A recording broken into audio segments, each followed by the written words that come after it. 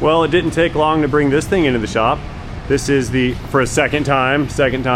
This is that 2000, I think it's an 08 Infiniti QX56. Customer had stated they rebuilt the entire AC system and the AC system did not work. Now in the exact very last video, I concluded that the IPDM, integrated power module, whatever the D stands for, and the M, I don't care. I concluded that the internal relay inside of this box right here was the cause for the fault. And I'm gonna re-diag this real quick with the meter just to show you. The customer states he just replaced this one with another unit from the dealership, and we're all gonna learn to hate the dealership just a little bit more after we go through this diag process. Stay tuned, this is gonna be a very good fiery video. So, let me bust out my handy dandy Olight so we can see what's going on. Available at rainmanauto.com. Anyway, end of shameless self-promotion. I have a jumper lead connected to the connector right down yonder that runs up to that fuse block, which is parked back there behind the battery. So we have a connection to be made via this jumper wire to the other end of the circuit. We're going to circuit check the actual wire real quick, and I'm going to show you how I found and figured out that this brand new part is actually the problem. And it's not actually the parts problem, it's the people that sold us the parts problem. So I'm going to give you guys a quick refresher on my last video's diag. I've got the diagram pulled up for that AC system on the Infiniti. We've got the compressor here. Compressor grounds through the case, so it's a one single wire, a yellow with a black tracer that powers that wire. That wire runs up to a hot at all times fuse, which operates the AC relay. When we turn on the switch in the cab, it's going to energize this circuit here, closing that relay, sending fused battery power down to the compressor to actuate the compressor clutch, okay? What we do not have on the vehicle is 12 volts down at the bottom at our compressor clutch connector. So what we have done here so far is I've disconnected this fuse block assembly. We're gonna resistance check and prove out the circuit between that connector and its corresponding connector over there. But I don't know which connector that is. I mean, I do now, but for the sake of the video, we're gonna go through and I'm gonna show you guys live action which connector. So if we can see it, there's a key here and it's saying right about there, we've got F8, let me dim the flashlight so you can see, F8 AC clutch, okay? So Foxtrot 8, that's gonna be this 10 amp fuse right here, that's F8, okay? So what I'm gonna do, we're gonna turn this meter on, set her to continuity, and we're gonna turn the alarm on. So continuity check is basically, it's gonna beep at us and give us an ohm readout when these two leads are connecting to each other. So if we need to find the corresponding pins that are connected to F8. So there's an internal relay here. There's a power wire going into it to power that relay. And then there's an output from the relay that's supposed to run down to the compressor. What I'm gonna do, we're gonna take the two leads, we're gonna check our fuse, prove out the fuse, okay? Fuse is good, we did that last video.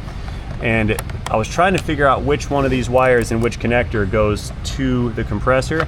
So I started at the source, which is gonna be our fuse, and we're gonna run through and just check all the pins. There's gonna be one major power wire that is going to supply battery plus power to the bus bar. Okay, we've got one, that little T-shaped guy. This one over here, that one's also hot. This is the hot lead going into this block from the battery terminal, okay? We've established that already. This one here is the ground lead. So we know that the bus bar is being powered. That tells me either this is output to the compressor, which one? Oh, that one there, which I don't think it is because the wire that goes to this T connector, gravity, that wire that goes to that T connector is this one here, which has this brown wire on it, not a yellow and with a black tracer. Now just to prove that out, we're gonna probe that connector right there, and I'm going to connect the meter to that blue lead which runs to the compressor, and we have no continuity between here and that compressor. So short of the wire being open or broken, that is not the correct wire. So the pin in this guy, in this fuse block, that has continuity between here and the fuse, is not the compressor circuit. So that's the incorrect circuit. So we're going to continue to probe this box until we find the correct circuit, which I already know where it is because I went through this earlier. I went over here to this multi-pin connector. That upper left-hand corner is the pin. So we've got one pin with continuity to the fuse, second pin with continuity to the fuse that powers another relay for the fans, and then our third pin with continuity to the fuse is the power supply going into this box, okay? Remember, I diagnosed this box as being faulty, even though it's brand new, okay? We're gonna get to that in a minute. So, just give me that back. It was upper left-hand corner on this connector here, which is gonna be this big white connector right here, that one. Upper left-hand corner here translates into upper right-hand corner here. Now look, upper right-hand corner on this connector is a blank. There is no wire at that connector, but that fuse block over there is saying that this pin right here is the one to the compressor. So let's see if this yellow with the black tracer, according to the diagram, is the correct one to the compressor. So I'm just gonna back probe that pin right there, hold it on. Now you can't see because you're out of frame, but here is our clip going to the compressor harness, and looky there, we have continuity. Got 2 ohms. And let me get it right.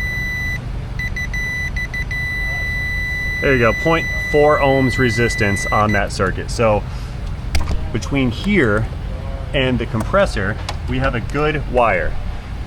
So explain to me, I'm wondering, where am I supposed to get the power from this fuse block when the wire is not there? So I did a little bit. Remember how I said earlier in the last video, I failed this, and then earlier in this video, the customer had stated that they had just replaced this component.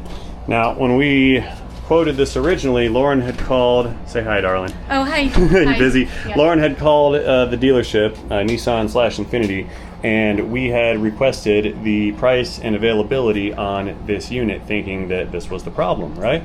Lauren, do you have those part numbers readily available for me? Sure do. I'd like to see. Oh, I'd like to see this out. What Lauren called, is this the right one here, darling? That is the correct. No, that's the wrong part number. That's this one. All right, so we Yes. have a part number here, 284 Bravo 7 Zulu Echo 03 Bravo. Can you guys see that? If not, we wrote it down. Okay, that's the part number that we have right here. The part number that we got from the dealership is, right here. let me see it, I'm covering. 284 Bravo 67 Echo 03 Bravo. You guys see the difference? That's Bravo 7, and the correct one is Bravo 6. So we called them back, and after calling them back, they said that, hey, this is not the right part number. Now they said on the invoice, when the customer bought this, because we gave them the VIN, they checked it out, on the invoice, it has the correct part number on the Yes. invoice.